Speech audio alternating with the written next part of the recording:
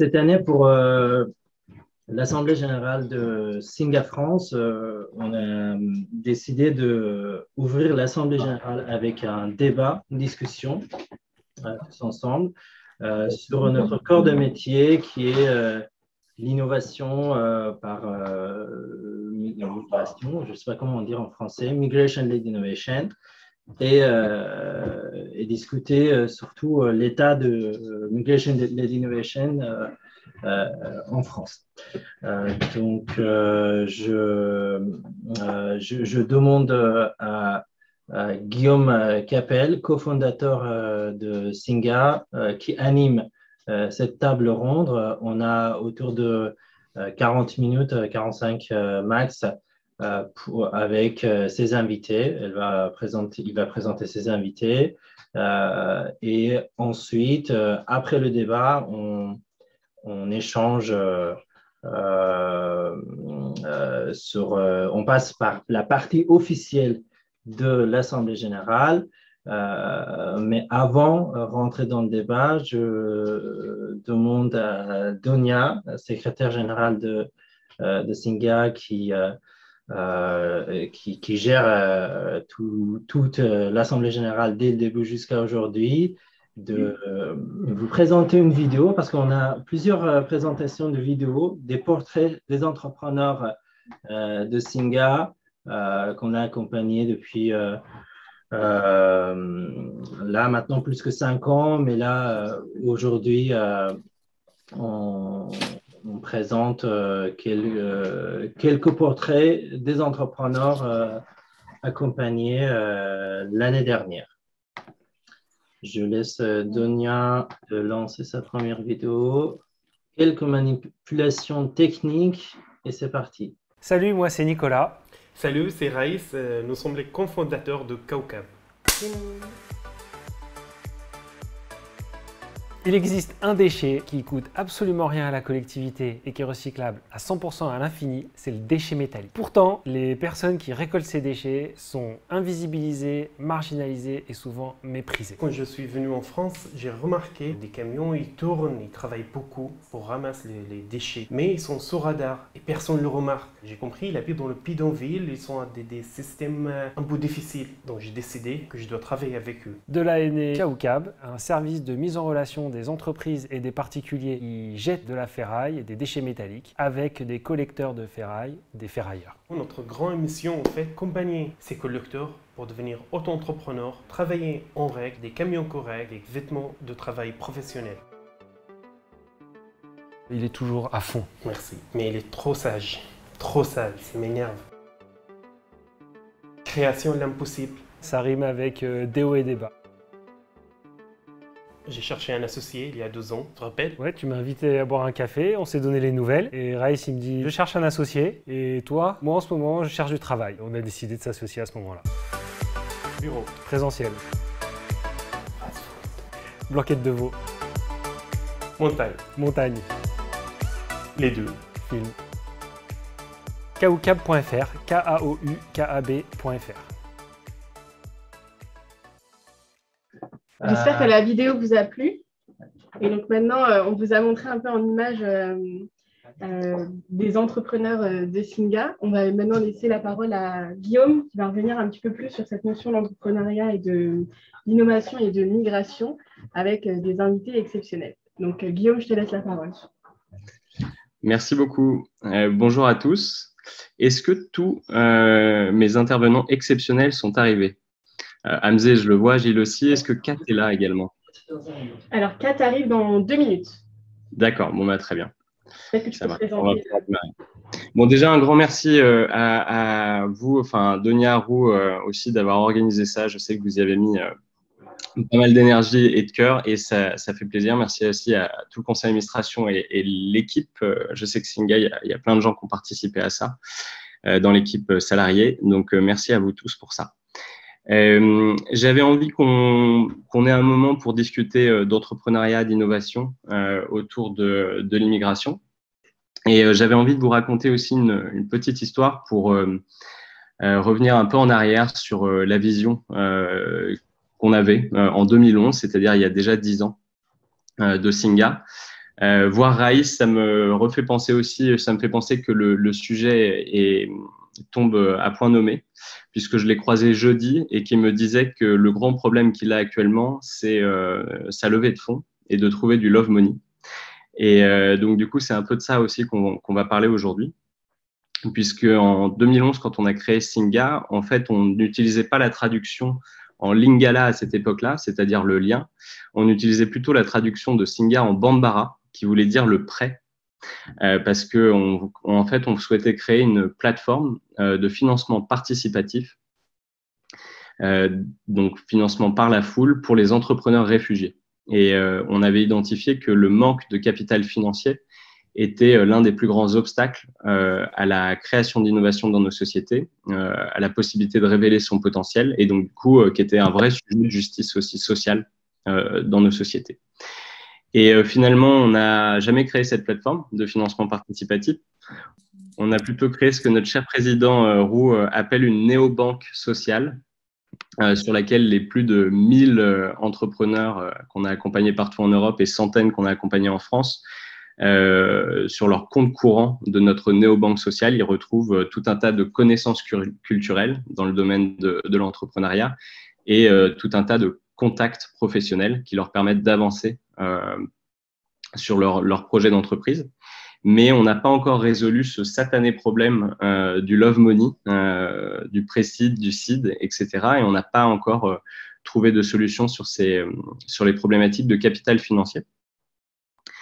Et pourtant, quand on observe un peu les chiffres à un niveau macro, en fait, l'entrepreneuriat immigré, on se rend compte qu'il y a un potentiel qui est incroyable. Faut savoir que 21% des entrepreneurs en Europe sont des immigrés. Donc, il n'y a pas 21% d'immigrés dans les sociétés européennes, donc ça signifie qu'il y a vraiment un décalage gigantesque. Alors, c'est principalement des Européens, mais 36% d'entre eux sont aussi des immigrés qui viennent d'en dehors de l'Europe. Aux États-Unis, 16% des gens qui déposent des brevets sont des étrangers. Ça signifie aussi que l'innovation, elle est générée de manière un peu disproportionnelle par les gens qui bougent sur Terre.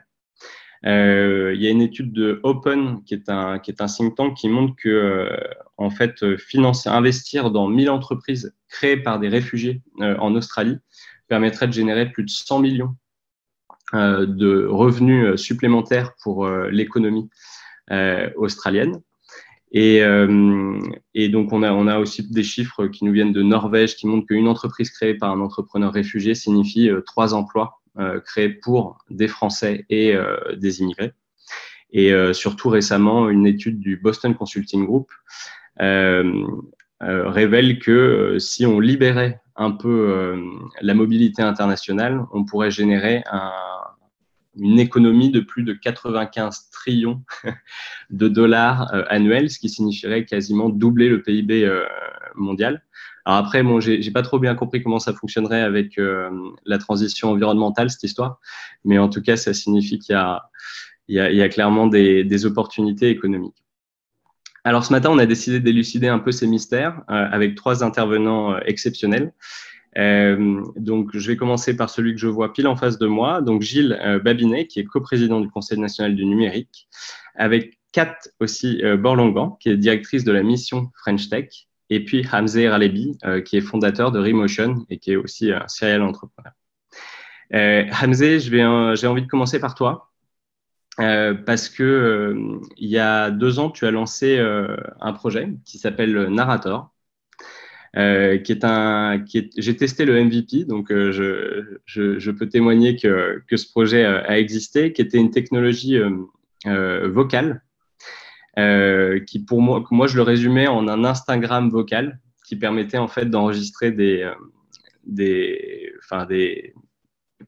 messages vocaux et qui permettait de rester en contact avec sa communauté, etc. Aujourd'hui, on voit que ces technologies, elles poussent de partout. Clubhouse a fait un tabac cette année. On a vu que Twitter a lancé Voice il y a quelques jours et que Slack et Facebook, en fait, se préparent à lancer leur truc.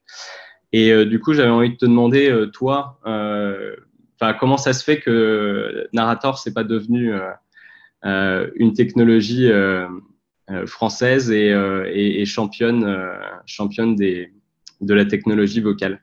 Et que tu nous dises un peu, toi, les obstacles que tu as identifiés sur la route pour lancer une technologie de cette envergure. Bonjour, est-ce que vous m'entendez déjà pour être sûr que, voilà, parfait, ok. C'est une bonne question, une longue histoire, mais j'ai essayé d'être résumé. En fait, on est arrivé sur un projet Narrator pour un sujet social politique pour nous. On cherchait un moyen, comment on fait en sorte que le débat public pouvait être plus inclusif, où on peut faire rendre difficile d'être fake, on promouvoir d'idées, on dit en même temps diminuer notre apparence. Donc, c'était voix. Et même si accessible pour des gens qui sont capacités physiques limites. Et on était sur cette conclusion qu'on cherche, on voit que technologie pour comprendre de langue naturelle, gérer de voix, de smart speakers, il est en train d'émerger. Bien évidemment, il y a une opportunité. Donc, on commence à travailler là-dessus. Donc, on fait un MVP pour iOX, on fait pour Alexa et Apple Watch. Sur l'aspect produit, trouver des gens utilisent, on n'avait pas de problème. Même, j'amène mon cofondateur par initiative French Tech avec Passeport Talent. Après, un parti assez simple, c'était formaliser notre entreprise. C'est assez simple. Donc, il faut qu'on dépose de capital chez un banque. À l'époque, pour un autre projet, j'étais à Station F, j'ai contacté de Société Générale qui étaient présents. Ils sont très accueillants. Oui, bien évidemment, on vous aide, surtout parce que vous êtes dans le programme French Tech. Mais après quelques semaines, ils ont dit, désolé, on ne peut pas. J'allais voir Banque de France, que le responsable était présent aussi à Station F. Donc, on a le même problème, qu'est-ce qu'on peut faire? On n'arrivait pas à faire un dépôt de capital de 1 euro pour lancer, formaliser notre entreprise. Ils disent, t'inquiète, on va le régler, ce n'est pas grand sujet. Parfait. Après quelques emails, rencontres, il dit, désolé, vous êtes d'origine iranienne, c'est compliqué. Donc, j'ai commencé de faire le tour des banques à Paris, sans rendez-vous, pour juste déposer mon capital pour formaliser l'entreprise. Ça ne marchait pas pour différentes raisons.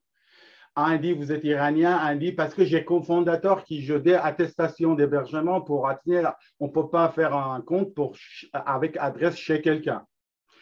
Toute cette démarche-là, on est arrivé à ce point que voilà, c'est blocage. Qu'est-ce qu'on peut faire? On va aller chercher sur un banque en ligne. Est-ce que je peux mentionner le banque? C'était le Conto à l'époque. Donc, heureusement, j'allais aller automatiquement. Je sais qu'on ne peut pas discriminer légalement par nation origine de gens. Donc, j'imagine, parce que le banque Conto, c'est automatique. Donc, potentiellement, ils ne discriminent pas. Par contre, ils ont dit, mais des gens de résidents dehors d'Européens, c'est mes cofondateurs, ils ne sont pas sur notre base de données. Donc, on ne peut pas vérifier. Donc, on prend de temps entre nous, qu'est-ce qu'on fait? Et finalement, on décide que c'est moi-même toute seule qui représente tous les cofondateurs. J'ai fait toutes les démarches-là. Après, on avait un business angels et finalement, et vous n'avez même pas un vrai banque.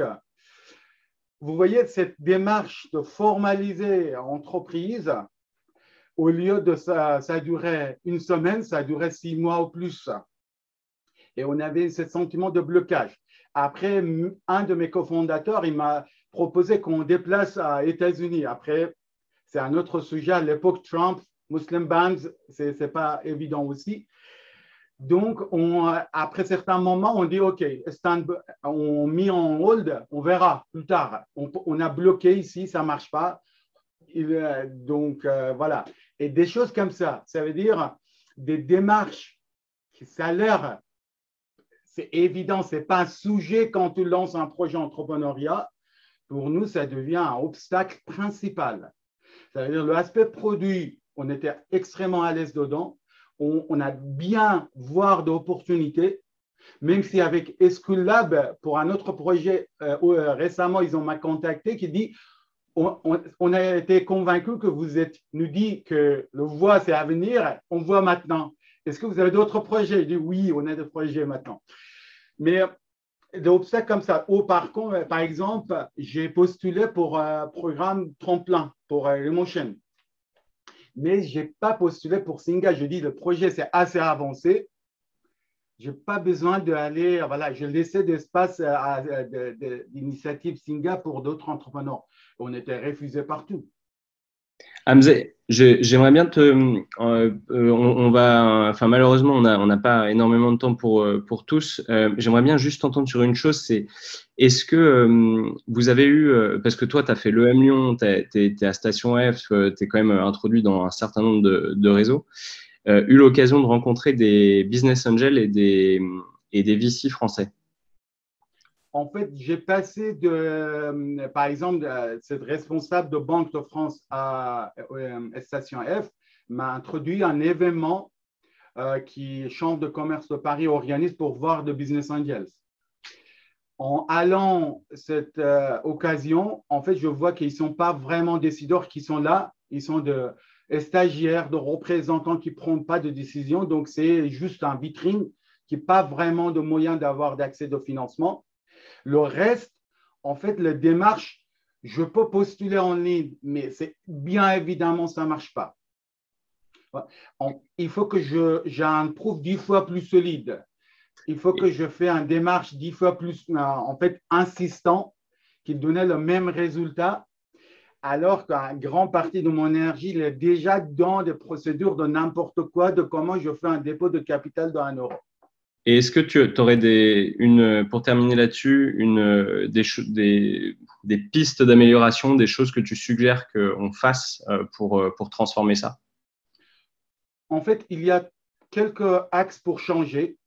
À mon avis, les initiatives comme French Tech, le fait qu'on sait qu'il y a une volonté, même si ce n'est pas vraiment résoudre le problème, cette volonté, c'est encourageant. Des choses comme ce qu'on fait en Singa, ça veut dire mise en relation, ça change. Mais un des aspects qui est bloquant pour tout le monde, c'est l'accès à un financement. L'accès financement en France, adapté pour des gens qui sont déjà dans l'écosystème bien intégré.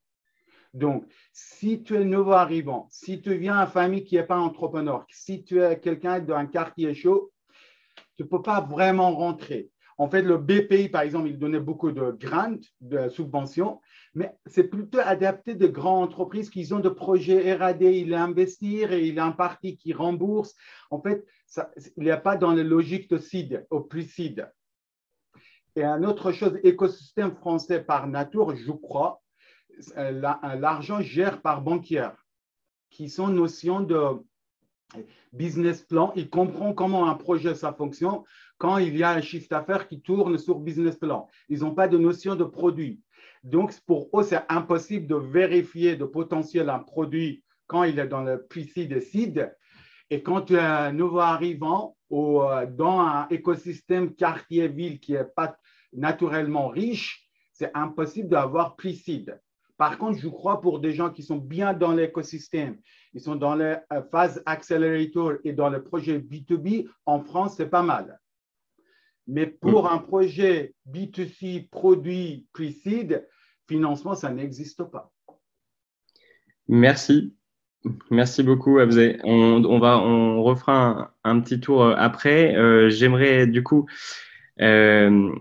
vous présenter Kat, qui est la directrice de la mission French Tech et qui a notamment, récemment lancé la French Tech Tremplin. D'ailleurs, on était très heureux aussi de vous recevoir chez Singa pour ce lancement. Je voulais que tu nous expliques quels sont les leviers que justement vous voulez lever avec la French Tech Tremplin et peut-être au-delà de ça, avec la French Tech en général, qu'est-ce que vous faites sur éventuellement les sujets d'immigration pour qu'on… Voilà. Ok, bon. Merci. Super, merci beaucoup Guillaume. Bonjour à tout le monde. Je sais pas, Guillaume, je ne sais pas si je l'ai déjà dit, mais je suis moi-même immigrée. D'ailleurs, j'ai toujours pas de nationalité française. J'ai fait mon entretien de naturalisation il y a 1 mois. J'imagine que c'est plutôt bien passé. Donc, c'est un sujet qui me tient beaucoup à cœur pour des raisons que vous pouvez imaginer. Donc, juste sur Tremplin. Donc, déjà, au moment où on avait créé French Tech Tremplin, quelque chose qui est important à savoir, c'est que c'était inscrit dans une réflexion globale sur le challenge numéro 1 de la French Tech, qui est comment on peut faire en sorte que la France ait le plus grand réservoir de talents tech dans le monde. Et puis, on ne s'est pas trop posé les questions à cette époque-là sur la diversité, sur l'égalité hommes-femmes, sur l'immigration et tout ça. Si vous voulez, on a tendance à regarder ça avec un prisme plus, entre guillemets, d'optimisation du marché des talents plutôt que dans une logique de justice sociale, quoi. Donc, en fait, on s'est juste dit, mince, en fait, il y a de super talents partout en France qui n'arrivent pas à rejoindre la French Tech, qui n'arrivent pas à se lancer leur entreprise parce qu'ils n'ont pas fait la bonne école, ils n'ont pas le bon réseau, ils n'ont pas forcément été exposés à l'entrepreneuriat tech suffisamment tôt, en fait, dans leur parcours. On a dit la même chose, en fait, par rapport aux femmes. C'est toujours un scandale qu'il y a si peu de femmes qui sont quand même là. Pour le coup, on n'est pas du tout dans la même logique. Parce qu'on ne peut même pas dire que c'est une minorité, quoi. C'est la moitié de la population. Donc, qu'est-ce qui fait en sorte qu'il n'y en a pas plus alors qu'on a vraiment besoin d'elles? Il y a le sujet aussi d'immigration qui était abordé différemment. L'écosystème tech français, comme certains d'entre vous le savent, on aime bien dire cocorico tout le temps, mais l'écosystème est quand même vachement jeune. Et vu que l'écosystème est si jeune, en réalité, on n'a pas encore une si grande pool que ça de talents expérimentés par rapport à d'autres écosystèmes en fait, qui, eux, qui ont eu le temps de les développer, c'est-à-dire des personnes qui ont l'habitude de passer d'une entreprise de 550, 500, 5000. Donc, si vous voulez, Tremplin, il est inscrit dans une sorte de stratégie talent globale.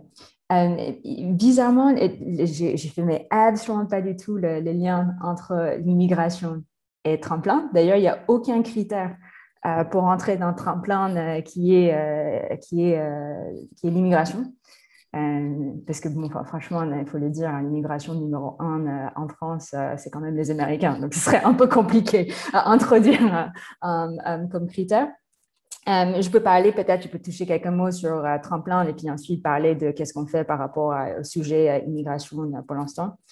Tremplin, je pense que, j'espère que tout le monde ici le connaît, vu que vous faites tous partie de la grande famille de Singa, qui est partenaire.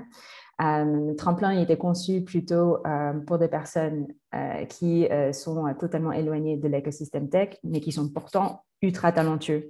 Il est designé, si vous voulez, pas juste pour donner l'argent à ces gens-là, mais en fait, en tout cas, c'est comme ça qu'on l'avait conçu.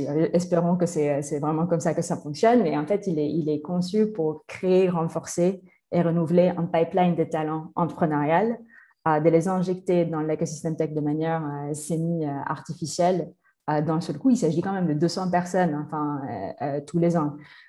Et en fait, le rêve, c'est qu'en les injectant au sein de l'écosystème tech comme ça, 200 personnes, c'est beaucoup, ça va changer la French Tech. Ça va changer la manière dont la French Tech, en fait, voit la diversité. On va peut-être casser tout un tas de stéréotypes aussi sur l'entrepreneuriat parce qu'on voit d'autres modèles de réussite qui, eux, en fait, n'ont pas forcément eu le même parcours. Et c'est pour ça qu'on essaie déjà de sourcer ces talents-là très, très tôt. C'est pour ça qu'on a créé le programme Prépa. Là, pour le coup, Prépa, ça n'a rien à voir. Prépa, là, pour le coup, vraiment, on est en train d'apprendre à des gens qu'est-ce que c'est un MVP, comment faire un prototype, qu'est-ce que c'est un LV, qu'est-ce que c'est un série A, qu'est-ce que c'est un série B. Donc, c'est vraiment très, très, très, très, très, très early. C'est puis seed, si on parle comme ça. Et ensuite, il y a la deuxième phase que vous connaissez très bien chez Singa parce que vous êtes partenaire, qui est plutôt la partie incubation où les gens sont déjà dedans et on essaie d'imiter justement tous les gens d'avantages qu'ils pourraient avoir si jamais ils venaient d'un milieu plus favorisé. Après, l'immigration, c'est un autre sujet. Et Guillaume, tu m'arrêtes si je parle trop. Je ne sais pas trop combien de temps j'ai. Donc... Non, mais écoute, là, c'est très bien. Moi, j'ai deux questions, si tu veux. Oui. La première, c'est que vous avez fait le choix quand même de mettre de l'argent dans les entreprises. Oui. Il y a une bourse, je pense qu'on l'appelle comme ça, oui. qui est donnée aux entrepreneurs. Et donc, peut-être t'entendre sur pourquoi vous avez fait ce choix-là. En fait, c'est pas juste une labellisation, c'est aussi de l'argent qui rentre dans les entreprises. Et puis aussi ce choix d'avoir des entreprises qui sont accompagnées par des incubateurs. Oui, ok, d'accord. Qui doivent être quelque part dans un écosystème, si je comprends bien aussi, pour avoir des chances de réussite. Bien sûr, bah, l'argent, enfin, c'est pas beaucoup. Enfin, en fait, il y a certaines choses qui... Enfin, certains avantages, enfin, il y a une raison pour laquelle, en fait, il y a si peu de diversité dans la French Tech aujourd'hui. C'est parce que l'entrepreneuriat, c'est vraiment difficile. Ça coûte cher, c'est extrêmement complexe et comme on le sait tous, l'écosystème tech français fonctionne un tout petit peu encore, j'espère pendant pas si longtemps que ça, comme une bulle. Donc, en fait, ça, c'était le constat de base. Donc, on s'est dit, bah, quels sont les genres d'avantages que normalement un entrepreneur, je ne sais pas, enfin, du 16e arrondissement qui a fait une grande école et tout ça, quels sont les genres d'avantages qu'eux, ils ont pour se lancer? Bah, déjà, ils ont un papa et maman qui peuvent financer leur première année. Ça leur permet de faire quoi? Ça leur permet déjà de ne pas travailler pendant un moment et se focaliser sur leur boîte. Et ça enlève aussi, je dirais, certains genres de blocages psychologiques de la précarité, tu vois, quand on se retrouve entre un job et l'entrepreneuriat. Donc, honnêtement, c'est tout simplement pour ça qu'on avait mis le montant. Est-ce que c'est le bon montant? Il y a beaucoup de débats autour de ça. Il y a beaucoup de gens qui me disent que c'est trop, d'ailleurs. Donc, il y a beaucoup plus de gens qui disent que c'est trop, que c'est pas assez. Donc, c'est quelque chose qu'on pourrait débattre plus tard. Et puis, sur les questions de l'incubateur, il y a plusieurs raisons pour lesquelles on l'a fait. Les premières, honnêtement, Guillaume, ça ne vous concerne pas chez Singa, c'est parce qu'on voulait aussi forcer en quelque sorte les incubateurs et les accélérateurs à accueillir des profils qu'eux, en fait, ils n'auraient jamais accueillis. Tu vois, on a complètement baissé le barrière d'entrée pour pouvoir le faire, c'est-à-dire c'est nous qui payons au final pour le candidat tout au long de l'année et pour que eux en fait aussi, tu vois, ils changent un tout petit peu de mindset, enfin ils travaillent différemment en fait, enfin ils se posent des questions. On a travaillé d'ailleurs, et encore je suis sûre que ça ne vous est pas concerné, mais on a travaillé d'ailleurs avec Mosaic RH pour former tout un tas d'incubateurs, accélérateurs dans le processus de sélection justement pour qu'ils se rendent compte de leur biais conscient au moment de sélectionner ces boîtes. Et puis, comme tu l'as dit tout à l'heure, une autre raison pour laquelle on est passé par des incubateurs accélérateurs et aussi pour lesquels il y a quand même un soutien qui vient de la communauté French Tech, c'est parce que on sait que le trou dans la raquette aussi par rapport au financement, c'est le réseau dont tu as besoin vraiment juste après, quoi. C'est-à-dire, je pense, tu vois, moi, la partie qui me fait le plus peur, où là, vraiment, on croise les doigts, c'est qu'est-ce qui se passe une fois qu'ils terminent le tremplin. Une fois que, tu vois, ils n'ont plus leur 42K, et, tu vois, ils n'ont plus d'espace. Est-ce que vous introduisez avec des réseaux de business angel, avec des... Ouais. Ouais.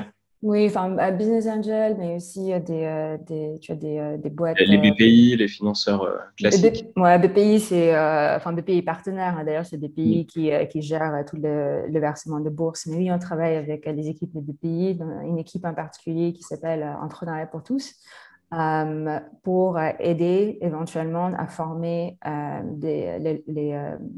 les lauréats de tremplin sur justement comment fonctionne ce monde ultra compliqué de l'aide publique. C'est quelque chose qu'on a fait aussi par ailleurs pour les lauréats de French Tech Tremplin Prépa qui, eux, n'ont pas été reçus dans la phase incubation. Mais bon, sachant que c'est pas le but, il y a aussi beaucoup de networking. Enfin, en réalité, ça se passe tout au long de l'année.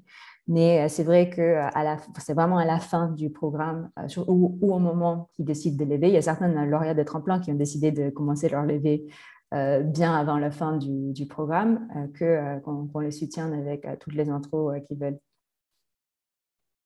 Merci. Je vais passer la parole à Gilles, qui est coprésident du Conseil national du numérique, qui connaît assez bien Singa en tant qu'utilisateur aussi, puisqu'il a pu tester une de nos plus emblématiques plateformes qui s'appelle J'accueille. Et donc, Gilles, toi, tu vois l'innovation, et notamment sur la tech, à l'échelle notamment européenne. Et j'avais envie d'avoir ton avis sur quels sont les freins aujourd'hui et éventuellement les opportunités à financer l'innovation qui est liée à l'immigration et éventuellement l'innovation qui est créée par des étrangers en Europe. Est-ce que tu as en tête des bonnes pratiques dans certains pays ou à l'échelle européenne dont on peut s'inspirer? Oui, alors bonjour à toutes et à tous. Hello Kat, bonjour tout le monde. Oui, effectivement, c'est un sujet qui est intéressant. Et d'ailleurs, j'ai appartenu pendant un certain temps à un programme qui traitait spécifiquement de ces enjeux au sein de la Commission européenne. Et je le cherchais là pendant que Kat parlait, mais je n'arrive pas à le retrouver. On avait des slides qui étaient assez impressionnants sur les niveaux d'inclusion économique des migrants et de l'impact. Et il me semble qu'il y avait spécifiquement quelque chose sur la technologie qui était plutôt intéressant.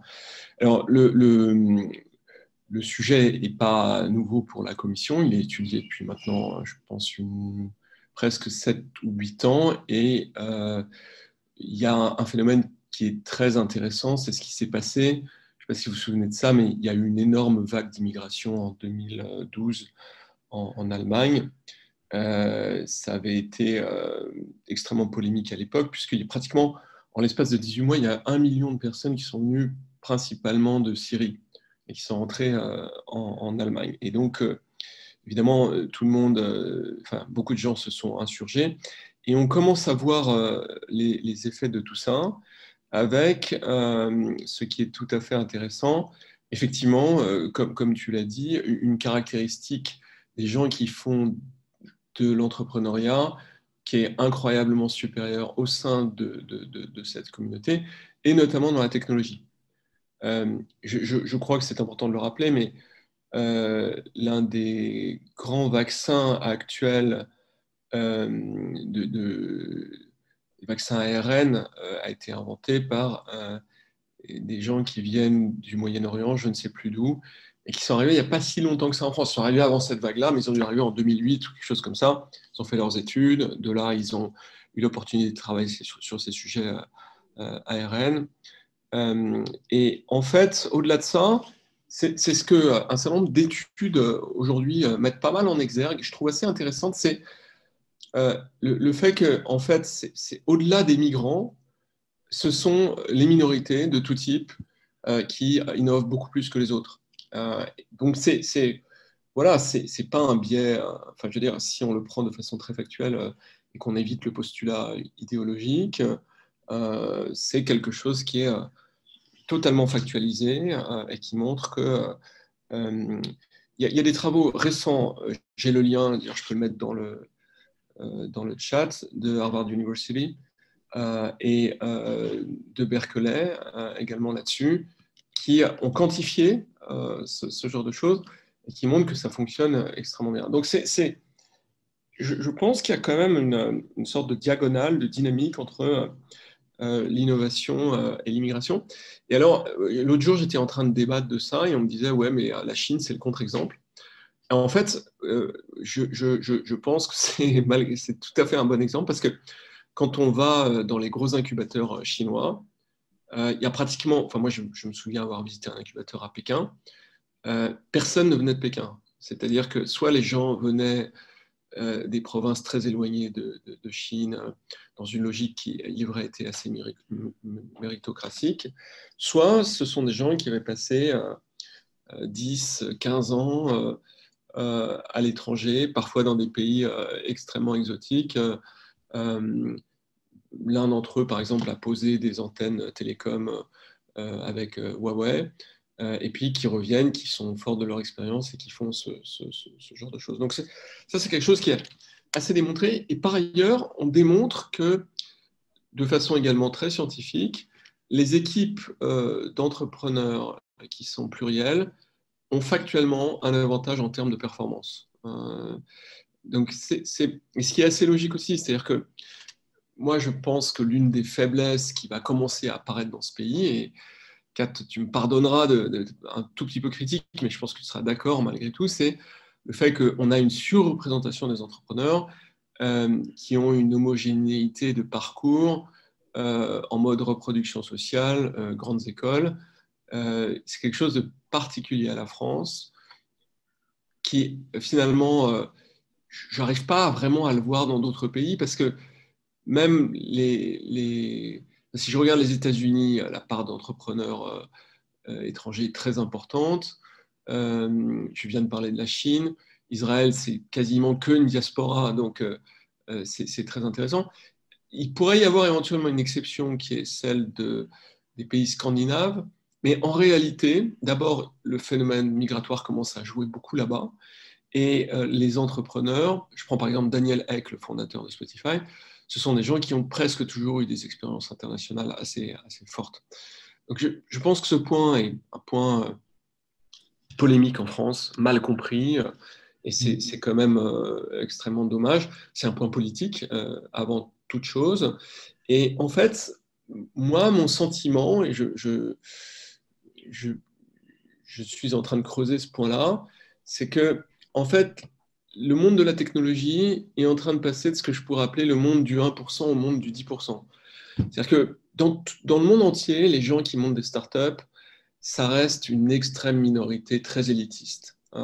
Et c'est, évidemment, il y a je dirais, un certain nombre d'exceptions à ça, mais moi, quand je regarde les dossiers que je vois passer, bon, 8 fois sur 10, il y a des fondateurs qui sortent de grandes écoles. Et je pense qu'on rentre dans une ère où, en fait, si on veut passer au stade supérieur, c'est-à-dire avec la technologie qui se massifie, et notamment faire en sorte qu'il y ait des gens qui puissent aller plus entreprendre dans des mondes sociaux ou traditionnels où il y a moins d'argent, eh bien, on soit capable d'aller chercher ce que j'appelle le 10%, c'est-à-dire des gens qui ont des parcours beaucoup plus moins méritocratiques au sens reproduction sociale. Et là, la France, c'est plus difficile qu'ailleurs. C'est-à-dire que le Royaume-Uni, son système universitaire, il y a 70% d'une tranche d'âge qui va aboutir à un bachelor, actuellement au Royaume-Uni. On est à 42 ou 43% en France. Donc pas 2 fois moins, mais significativement fois moins, parce qu'on n'a pas su utiliser l'université comme un système de mobilité sociale et d'inclusion, notamment beaucoup plus large que celle qu'aujourd'hui. On a une université qui est déliquescente, c'est un de nos grands combats. Et je pense que ça touche largement à notre point. Et donc, en fait, là où on a fait un parcours qui est remarquable, il faut le reconnaître, je le dis assez souvent, grâce à des gens comme Kat, et puis à une volonté politique qui est heureusement d'ailleurs transpartisane. On a passé du gouvernement Hollande au gouvernement Macron, il y a eu une continuité à peu de choses près dans les politiques publiques à cet égard.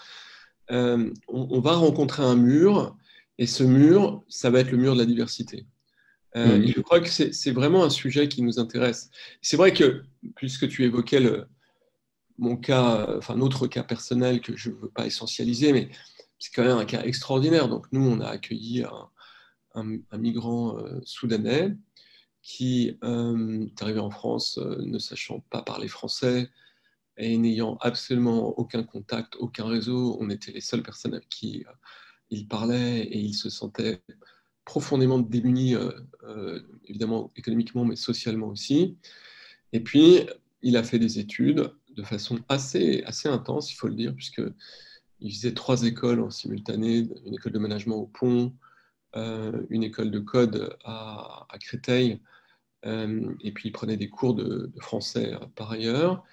Et en l'espace de 3 ans, la situation est qu'aujourd'hui, il a une très bonne position au sein de Octo, une entreprise numérique.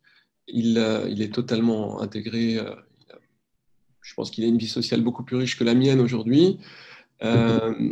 Et au-delà de ça, il a acheté son appartement dans notre cours d'ailleurs, c'est assez amusant.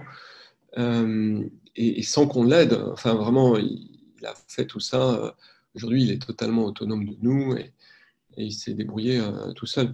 Et je finis par ça. Il est en train à côté de ce qu'il fait avec Octo, il monte une entreprise. Je ne sais pas s'il sera un jour actif 100% de son temps au sein de cette entreprise, mais il travaille à un projet de start-up en disant, avec la logique assez simple de dire, voilà, le Octo, c'est pour assurer mon salaire et pour avoir de la sécurité. Et puis la start-up, c'est un petit peu l'upside, c'est c'est les stock options, et puis on verra bien ce que ça donne. Je connais un incubateur vers lequel tu pourras l'orienter quand il lancera sa startup.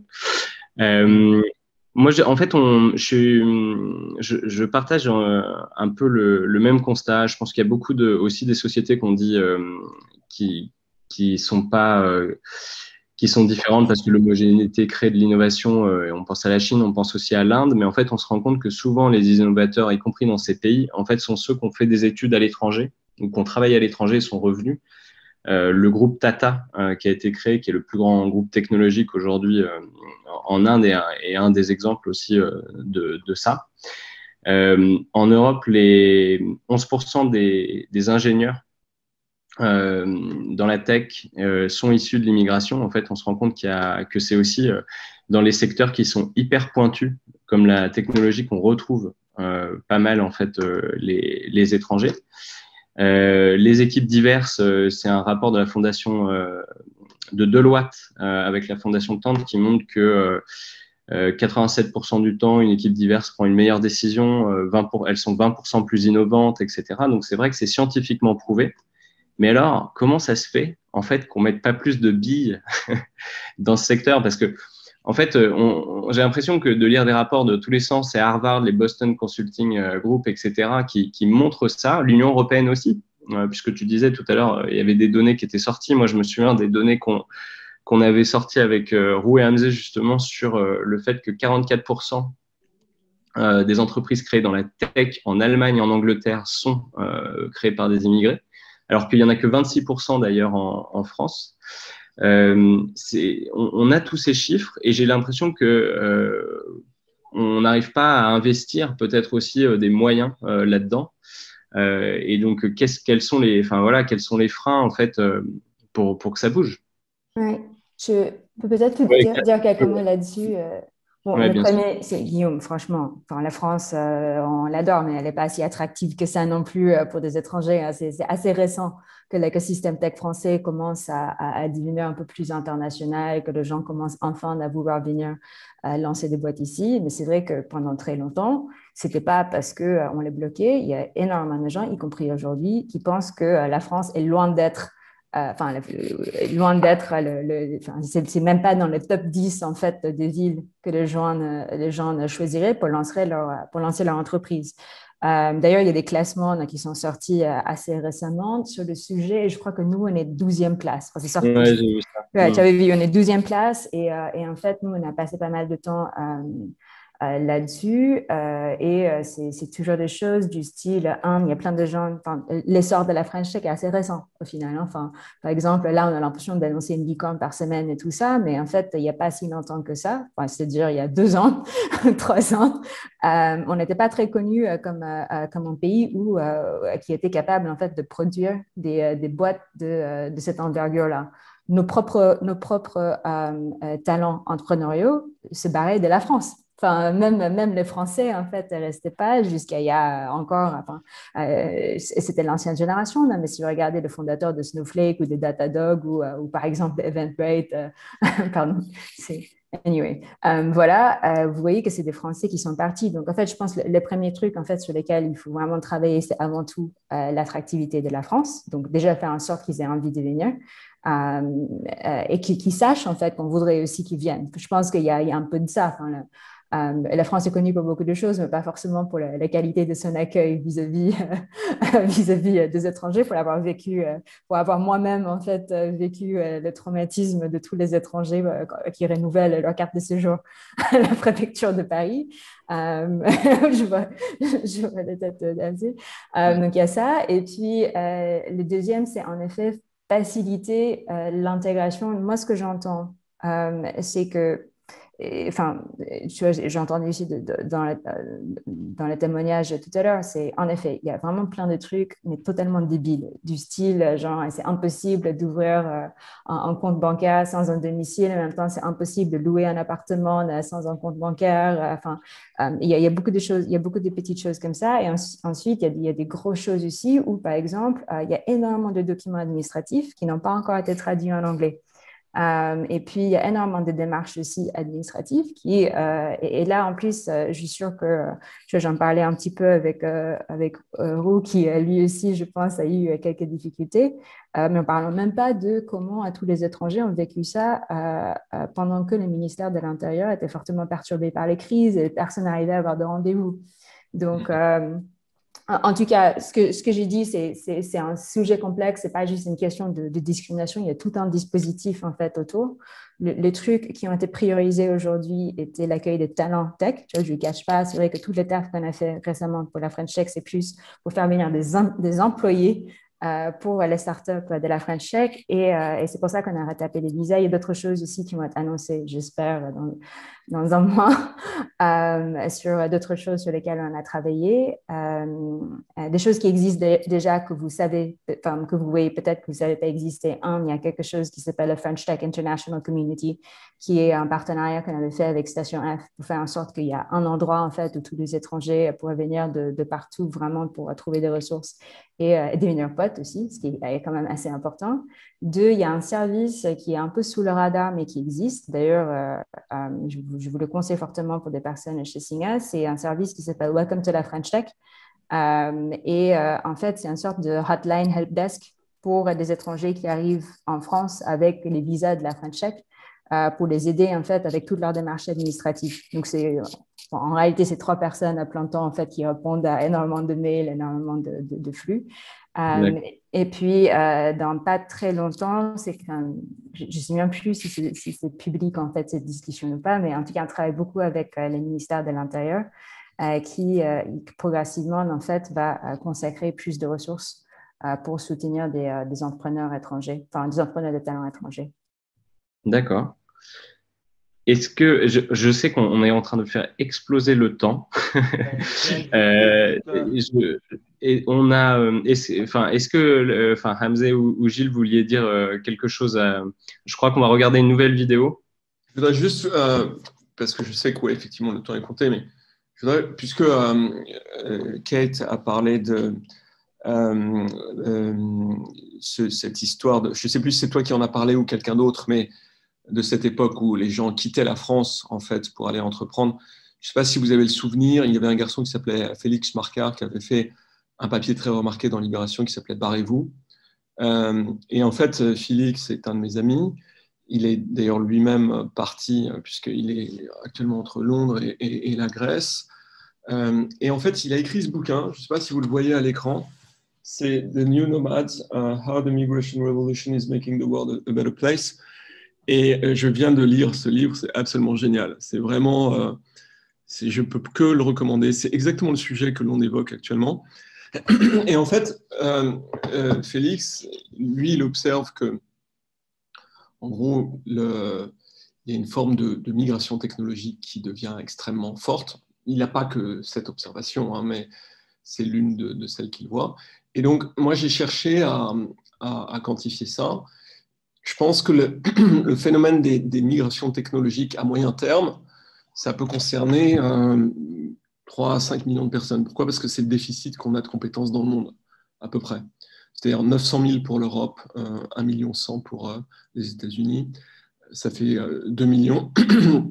Et après, quand on observe un peu ce qui se passe dans le reste du monde, on peut considérer que c'est à peu près 60% de tout ça, donc 3 autres millions.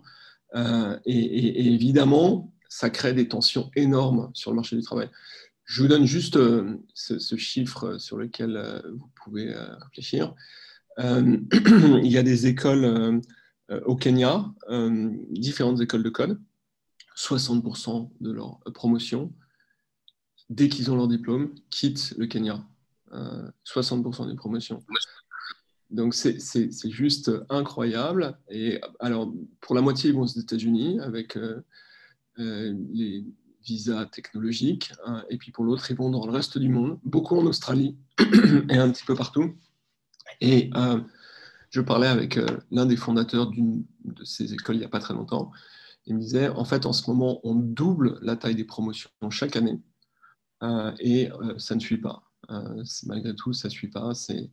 Donc, voilà, et ce phénomène-là, je pense que c'est un phénomène à bas bruit, mais qui est de nature à avoir des conséquences très importantes à terme.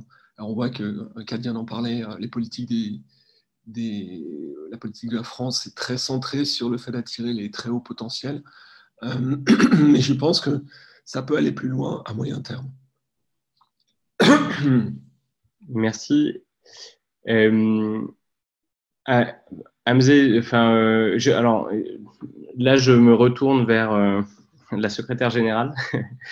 Donia, je sais qu'on avait prévu de poser des questions, enfin que chacun puisse poser des questions aux invités, mais comment vous sentez les choses là, par rapport à là où on en est? On peut diffuser la vidéo d'abord. Ouais. On va diffuser la vidéo et puis ensuite on prendra les questions. Et on diffuse la vidéo et on prend quelques questions. Ok, allez. Hello, moi c'est Amine de Nesty.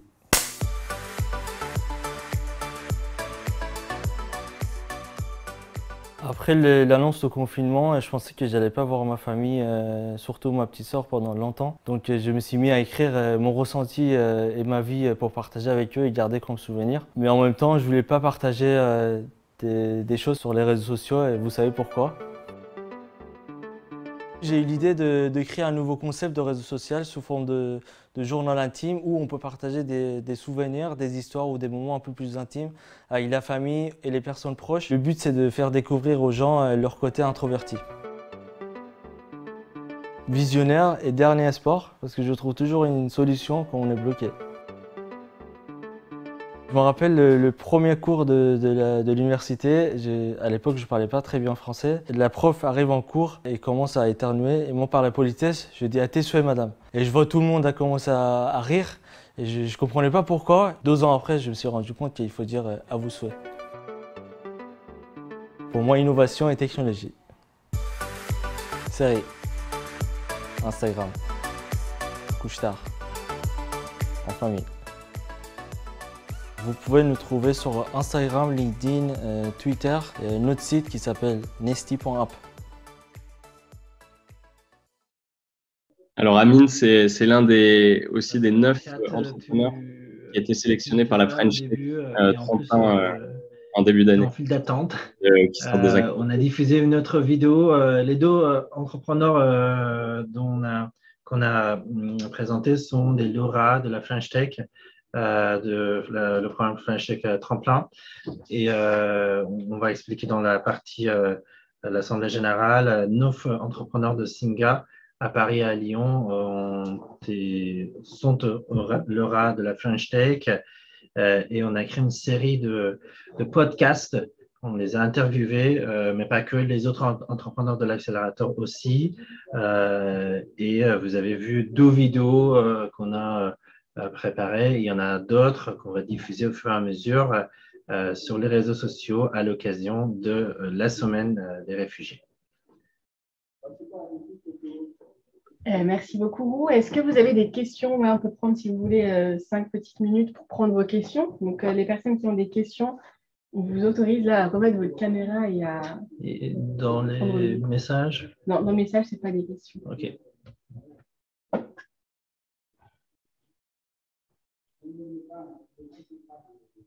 Vous avez des questions? Est-ce que tout était clair? Est-ce qu'il y a encore des interrogations? Moi, j'ai énormément de questions, mais je laisse les intervenants. Tu voudrais ajouter quelque chose? Oui, en attendant, je peux ajouter quelque chose? Oui, vas-y. Est-ce que vous m'entendez? OK. En fait, très bien. une des raisons, la question que Guillaume a posée, pourquoi en même temps qu'on voit ce potentiel-là, on n'investit pas assez. J'assume qu'ici, des gens qui y sont, ils comprennent qu'accueillir de plus de talents, c'est une opportunité. À part importance, son aspect social, économiquement pour le pays, c'est extrêmement important. Mais pourquoi on n'investit pas? À mon avis, ce n'est pas que des gens ils sont pas conscients, ils ne cherchent pas cette opportunité qui existe. En fait, la façon qu'en France, on gère le risque d'investissement, c'est adapté pour un moment qui est dépassé. En France, la grande majorité d'investissement, ça passe pour certains canaux de présélection. Pourquoi le grand école, c'est important? On voulait être sûr que les fondeurs, ils sont déjà passés certains filtres. Et beaucoup d'investissements, il est dans la logique de co-investissement. BPI, tout ça, il faut que toujours il y a co-investissement.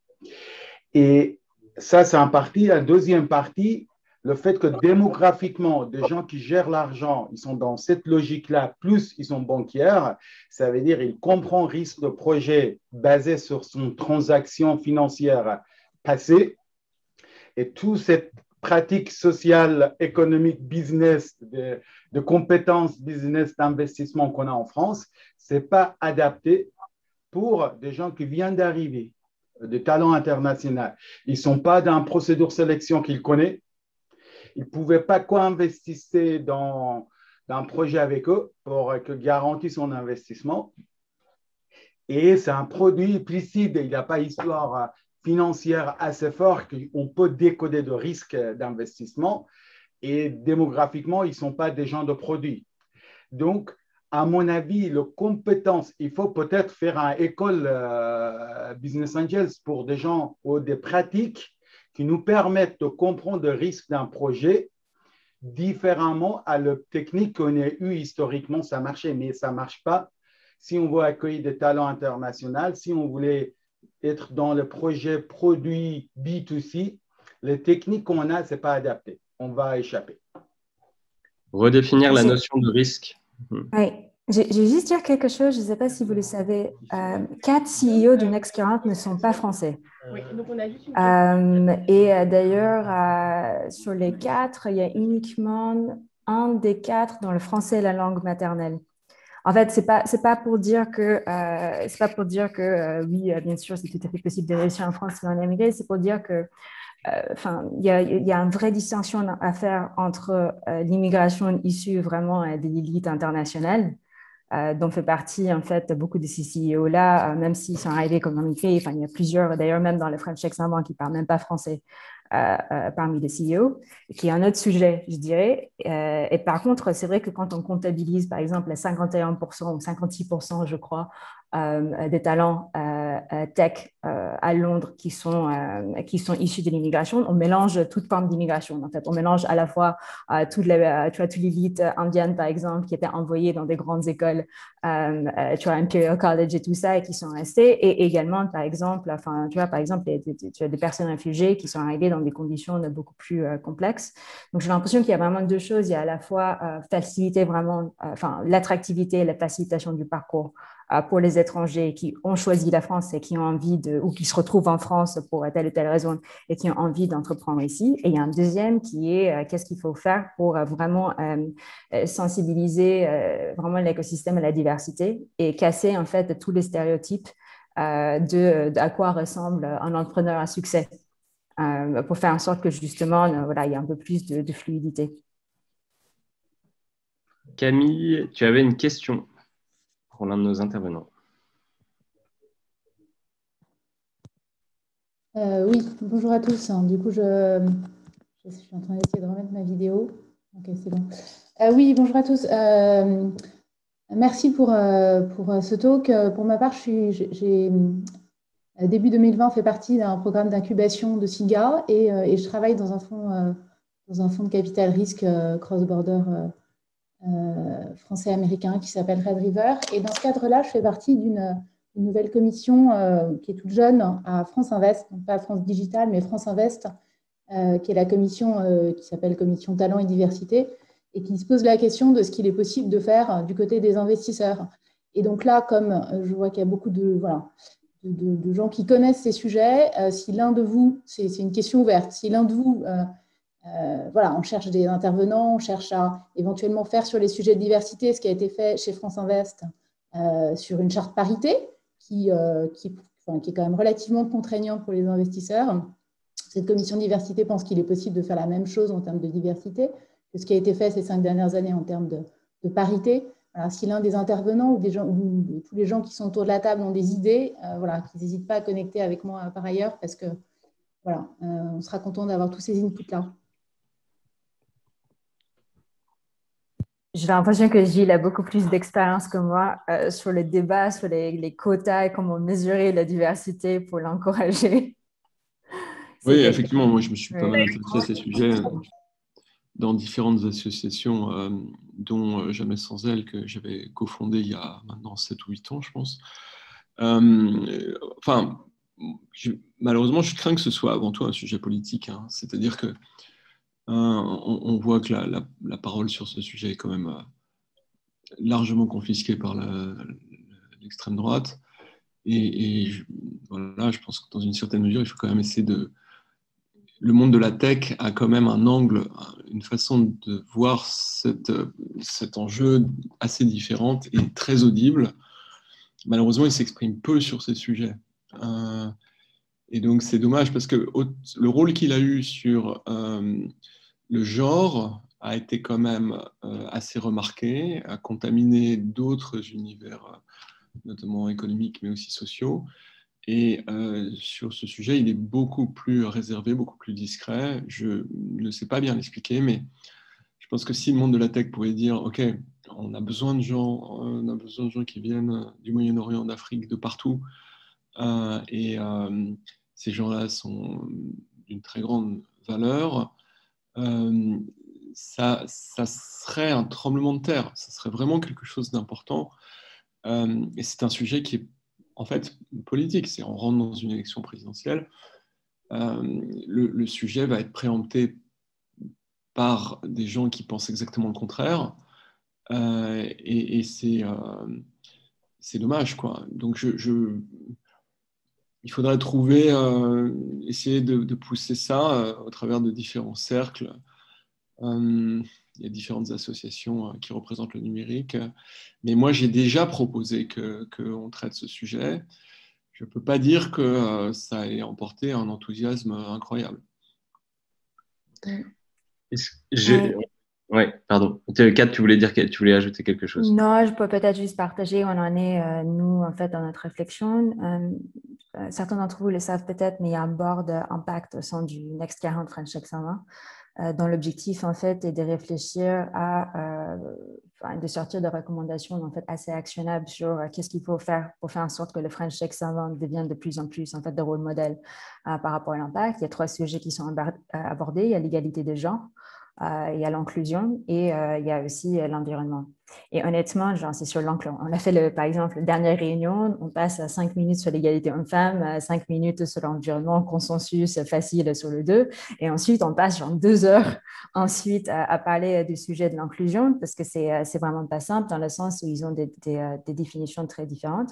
Pour vous donner une idée d'ailleurs sur le French Tech Tremplin, quelque chose qui est assez drôle à voir, et en fait, ça se voit uniquement si vous regardez vraiment le profil de chaque lauréat, c'est que c'est uniquement vraiment à Paris, les limites, les capitales, Aix-Marseille, un tout petit peu Lille, qu'il y a beaucoup de minorités visibles.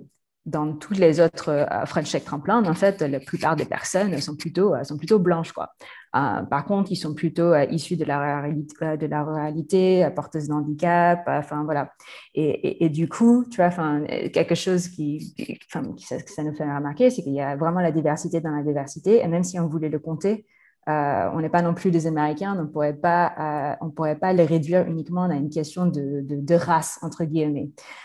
Donc, en fait, quelque chose qu'on s'est dit, Camille, je ne sais pas si ça pourrait aider, tu vois, mais quelque chose qu'on s'est dit dans le cadre de cette discussion-là, et je pense qu'il y a des mesures un peu plus concrètes qui seront annoncées dans un mois, mais quelque chose qu'on s'est dit, c'est en fait ce qui compte le plus, c'est la culture de la diversité dans un premier temps, avant même de pouvoir le mesurer. Donc, en fait, est-ce que tu vois, on réfléchit à faire, par exemple, tout ce qui est formation dans unconscious bias? Déjà, tu vois, parce qu'il y a les questions de religion, il y a les questions de genre, il y a les questions d'origine, il y a les questions d'accent, il y a des questions de voilà. Et déjà, est-ce que, tu vois, quelles sont les choses qui font qu'au sein de l'entreprise, l'entreprise, en fait, est bien câblée à la fois opérationnellement, par exemple, sur le recrutement, mais aussi par rapport à leur mœurs et la manière des choses qui estiment OK et pas OK, par exemple, en termes de comportement dans une réunion. Est-ce que, tu vois, cette entreprise-là est déjà ouverte à la diversité dans un premier temps, sans rentrer, du coup, dans les difficultés d'imposer une sorte de standard, d'un standard national, par exemple, sur la mesure de la diversité? Pour Merci terminer, j'invite Guillaume du coup, Ouais. pour répondre directement à la question, de dire quelques mots sur le grand projet sur lequel il travaille. Ouais, si tu veux, en fait, je voulais terminer par là. Comme ça, je pourrais vous dire. On m'a dit dans l'oreillette là déjà depuis 5 minutes qu'il y avait Frédéric Bordry qui avait une question. Je voulais éventuellement qu'on prenne cette question. Après, je vois qu'il y en a une d'Emeric. Je suis pas sûr que. Enfin, vous pouvez la regarder dans le chat. Je sais pas si on a une réponse précise à ça. En tout cas, si on en a une, je veux bien qu'on lui partage. Peut-être Frédéric, si vous êtes là. Je ne vois pas, mais. Je suis là. Vous m'entendez? Ouais, c'est bon. Merci pour vos propos. J'avais une question assez précise, assez directe. Kat, vous avez parlé que Guillaume vous avez mentionné comme une bourse et vous a dit que certaines personnes trouvaient que c'était trop.